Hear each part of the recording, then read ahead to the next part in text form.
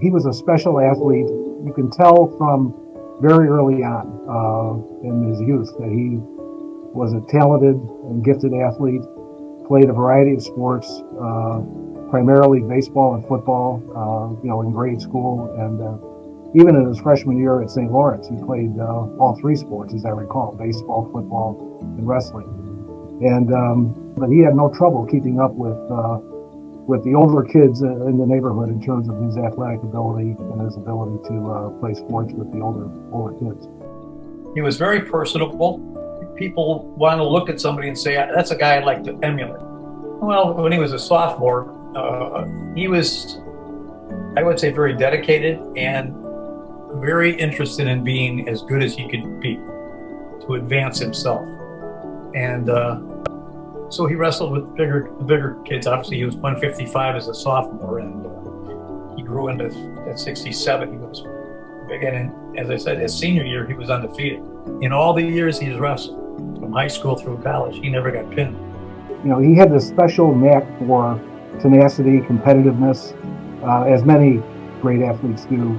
And, he just, I can remember in his wrestling days, I just have these vivid memories of him wearing that blue plastic sweatsuit that all wrestlers wore in those days to sweat off as much weight as possible, running up and down the stairs in the house, starving himself to make weight. So, it's just a real commitment that all wrestlers have, and he was no different. When Glenn was a senior, we had 16 seniors on that team.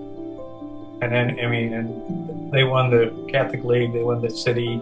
This JV team won the Catholic League also.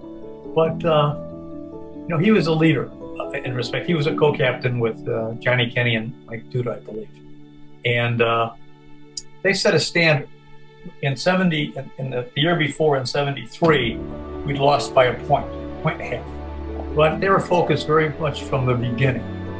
And the leadership there was very good. And as I said, we won every tournament we were in. And I think we lost one dual meet by 2 points or something. But it was a very, very dedicated and I would say acclimated to the goal of what they wanted to get. And he led the way with Johnny and, as I said, Mike and the other seniors.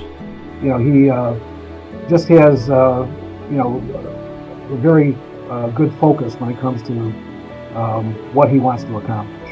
I remember he came to visit me at Lewis University, where I also went to school, and he met my roommate, who was a magician, a card magician. And he was so fascinated with this guy that he told him, he said, "You tell me what I need to do to become a magician."